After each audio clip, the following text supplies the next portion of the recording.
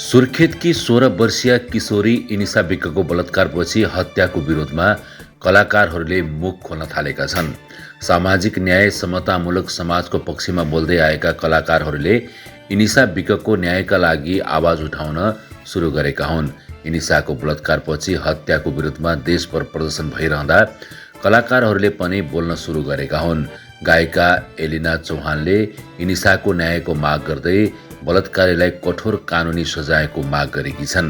उनले सञ्जालमा इनिसाको तस्बिर सेयर गर्दै लेखेकी छन्, जबसम्म बलात्कारीहरूलाई फाँसी जस्तो कठोर कानुनी दण्ड दिँदैन, यस्ता घटना रोकिन्छ जस्तो लाग्दैन। नेपालमा मानिसको ज्यान लिन सजिलो हुँदै गइरहेको छ। कहिलेसम्म र कति समयपछि बन्द हुन्छ यस्ता घटनाहरू? चौहानले दुखी भएको इमोजी राख्दै #जस्मिन फर इनिसा विक लेखेकी छिन्। अर्की गायिका रचना रिमालले पनि इनिसाको तस्बिर सेयर गर्दै यो देशमा निर्मला पन्त, निरु विक, इनिसा विक जस्ता पीडितले कहिले न्याय पाउने भनेर प्रश्न गरेकी छन्।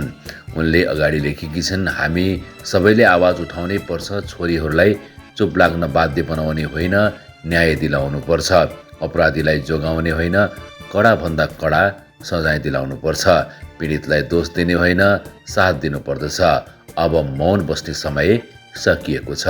उनले छोरीहरूको सुरक्षा कुनै विकल्प नभएर अधिकार भएको बताएकी छन्। गायक प्रकाश सपुतले एनिसा घटनामा कानुनले शून्य सहनशीलताको नीति अपनाउनु पर्ने बताएका छन्। उनले लेखेका छन्, र तर वा अथवा तथापि भनेर अपराधीलाई उम्काउने बहाना नखोजियोस्, हामीले थप छोरीहरू गुमाउन नपरोस्। गायक शिव परियारले पनि #जस्मिन फर एनिसा लेख्दै अपराधीलाई कडाभन्दा कडा कारबाहीको माग गरेका छन्। अभिनेत्री केकी अधिकारीले दोषीलाई कडा सजायको माग गरेकी छन्।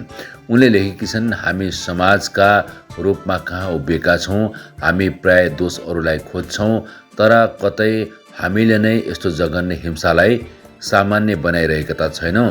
दोषी नउम्कियोस्, कडा सजाय दिलाइयोस्, समाजको चेत खुलोस् अनि विकासको कुरा गरौँला।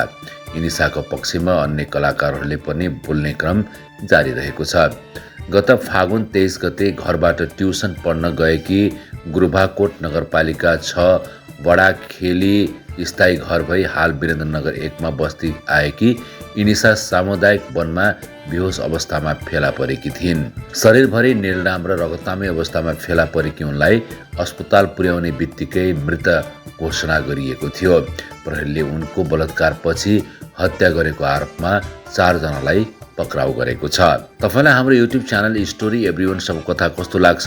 कुनै सल्लाह सुझाव र प्रतिक्रिया भएमा कमेन्टमा लेख्न नबिर्सिनुहोस्। लाइक, कमेन्ट र सेयर गरिदिनुहोस्। सब्स्क्राइब र बेल आइकनलाई पनि थिच्न नभुल्नुहोला। हामी भने तपाईमा आज फेरि पनि ताजा अपडेटका साथमा उपस्थित हुने नै छौँ। तबसम्मको लागि बिदा दिनुहोस्। नमस्कार।